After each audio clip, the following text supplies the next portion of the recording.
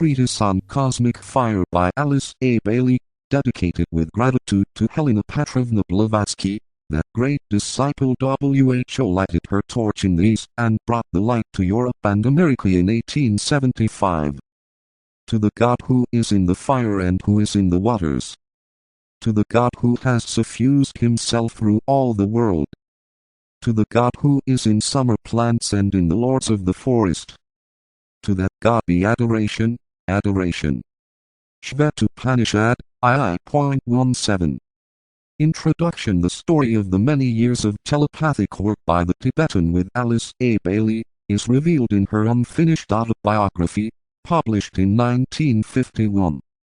This includes the circumstances of her first contact with him, on the physical plane, which took place in California in November 1919. 30 years' work was planned. When this had been accomplished, and within 30 days after that period, Mrs. Bailey gained her release from the limitations of the physical vehicle. The autobiography also contains certain statements by the Tibetan in regard to his work and some information as to the reasons why it was undertaken.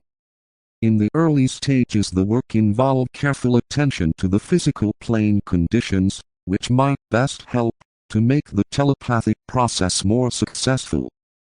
But during the latter years the technique was so perfected and the etheric mechanism of AAB so skillfully attuned and adjusted that the whole process was practically effortless, and the reality and practical usefulness of telepathic interplay was demonstrated to a unique degree. The spiritual truths dealt with involved in many cases the expression by the lower concrete mind, often with the insuperable restrictions of the English language, of abstract ideas and hitherto quite unknown concepts of spiritual realities. This unescapable limitation of truth has been frequently called to the attention of the readers of the books so produced but is all too often forgotten. Its constant remembrance will constitute in the years to come one of the chief factors in preventing the crystallization of the teaching from producing yet one more dogmatic sectarian cult. The present volume, A Treatise on Cosmic Fire, first published in 1925, was the third book jointly produced and carries inherent evidence that it will stand as the major and most far-reaching portion of the 30-year teachings, notwithstanding the profundity and usefulness of the volumes published in the series entitled A Treatise on the Seven Rays or of any other of the books. During the long course of the work the minds of the Tibetan and AAB became so closely attuned that they were in effect, so far as much of the production of the teaching was concerned, a single joint projecting mechanism. Even to the end AAB often spoke of her amazement at the glimpses she obtained through contact with the Tibetan's mind, of limitless vistas of spiritual truths which she could not possibly have otherwise contacted, and often of a quality she could not possibly express. This experience was the basis of her often proclaimed but frequently little understood assertion that all the teachings she was aiding in producing was in fact only the ABC of esoteric knowledge, and that in the future she would gladly abandon any pronouncement in the present teaching, when she found better and more deeply esoteric teaching available.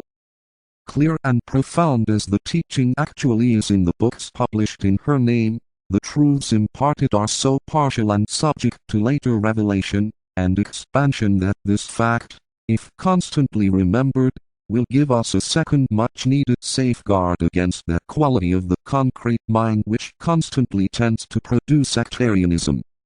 At the very beginning of the joint effort and after careful consideration it was decided between the Tibetan, DK and AAB that she as the working disciple on the outer plane should shoulder as much as possible of karmic responsibility on that plane, and that the teaching should go to the public over her signature. This involved the burden of leadership in the esoteric field, and precipitated attack and condemnation from persons and organizations whose positions and activities were more Piscean and authoritarian. The entire platform upon which esoteric teaching stands before the public today has been liberated from the limitations and follies of mystery, glamour, claim-making and impracticality, by the position taken by the Tibetan and AAB. The stand taken against dogmatic assertion has helped to establish a new era of mental freedom for the students of the progressively unfolding revelation of the ageless wisdom. The age-old method of arriving at truth by the process of accepting new authorities and comparing them with previously established doctrines, while of undoubted value in the training of the mind, is gradually being transcended. In its place is emerging in both the religious and philosophical worlds a new capacity to take a more scientific position. Spiritual teaching will be increasingly accepted as an hypothesis, to be proved less by scholasticism, historical foundation and authority, and more by the results of its effect upon the life lived and its practical usefulness in solving the problems of humanity. Heretofore, advanced esoteric teaching has almost invariably been obtainable only by the student's acceptance of the authority of the teacher, varying degrees of personal obedience to that teacher, and pledges of secrecy. As the new Aquarian dispensation progresses, these limitations will disappear. The personal relation of the disciple to the master remains, but already discipleship training has been attempted in group formation. The record of one such experiment and attempt to use this new age method has been made available to the public in the book entitled Discipleship in the New Age, which gives the direct personal instructions by the Tibetan to a selected group. In a treatise on cosmic fire, the Tibetan has given us what H.P. Blavatsky prophesied he would give, namely the psychological key to the cosmic creation. H.P.B. stated that in the 20th century a disciple would come, who would give the psychological key to her own monumental work, The Secret Doctrine, on which treatise the Tibetan worked with her. And Alice A. Bailey worked in complete recognition of her own task in this sequence. Foster Bailey, Tunbridge Wells, December 1950, page I. Forward. This treatise on cosmic fire has a fivefold purpose in view. First, to provide a compact and skeleton outline of a scheme of cosmology, philosophy, and psychology which may perhaps be employed for a generation as a reference and a textbook, and may serve as a scaffolding upon which more detailed instruction may later be built, as the great tide of evolutionary teaching flows on. Secondly, to express that which is subjective in comprehensible terms, and to point out the next step forward in the understanding of the true psychology. It is an elucidation of the relation existing between spirit and matter, which relation demonstrates as consciousness. It will be found that the treatise deals primarily with the aspect of mind, with consciousness, and with the higher psychology, and less with matter as we know of it on the physical plane. The danger involved in giving out information concerning the various energies of atomic matter is too great, and the race as yet too selfish to be entrusted with these potencies. Man is already, through the able work of the scientists, discovering the needed knowledge with adequate rapidity. The emphasis in this book will be found to be laid upon those forces which are responsible for the objective manifestation of the solar logos, and of man, and only in the first section will indication be given as to the nature of those energies which are strictly confined to the physical plane. Thirdly, to show the coherent development of all that is found within the solar system. To demonstrate that everything which exists evolves, from the lowest form of life at the densest point of concretion up to the highest and most tenuous manifestation, and that all forms are but the expression of a stupendous and divine existence. This expression is caused by the blending of two divine aspects through the influence of a third, and produces the manifestation, which we call a form, starting it upon its evolutionary cycle in time and space. Thus is form brought to the point where it is an adequate medium for the demonstration of the nature of that which we call God. Fourthly, to give practical information and those focal points of energy which are found in the etheric bodies of the solar logos, the macrocosm, and of man, the microcosm. as the etheric substratum which is the true substance underlying every tangible form is understood, certain great revolutions will be brought about in the domains of science, of medicine and of chemistry.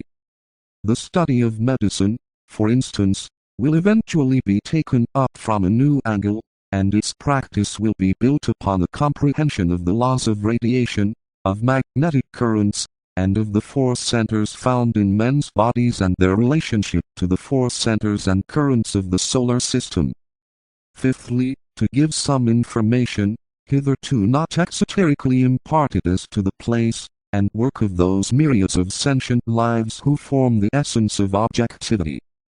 To indicate the nature of those hierarchies of existences who form out of their own substance all that is seen and known, and who are themselves fire and the cause of all the heat, warmth, life and motion in the universe. In this way the action of fire on water, of heat in matter, whether macrocosmically or microcosmically considered, will be touched upon and some light thrown upon the law of cause and effect, the law of karma, and its significance in the solar system. To sum up the matter, the teaching in this book should tend to an expansion of consciousness, and should bring about a recognition of the adequacy, as a working basis, for both science and religion, of that interpretation of the processes of nature which has been formulated for us by the master minds of all time.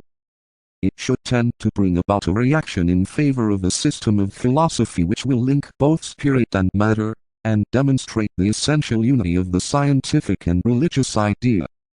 The two are at present somewhat divorced, and we are only just beginning to grope our intellectual way out of the depths of a materialistic interpretation. It must not be forgotten, however, that under the law of action and reaction, the long period of materialistic thought has been a necessary one for humanity, because the mysticism of the Middle Ages has led us too far in the opposite direction. We are now tending to a more balanced view, and it is hoped that this treatise may form part of the process through which equilibrium is attained. In studying this treatise the student is asked to bear in mind certain things. A. That in dealing with these subjects we are concerned with the essence of that which is objective, with the subjective side of manifestation, and with the consideration of force and of energy. It is well nigh impossible to reduce such concepts to concrete formulas, and to express them in such a way that they can be easily apprehended by the average man. Be that as we use words and phrases and speak in terms of modern language, the whole subject necessarily becomes limited and dwarfed, and much of the truth is thereby lost.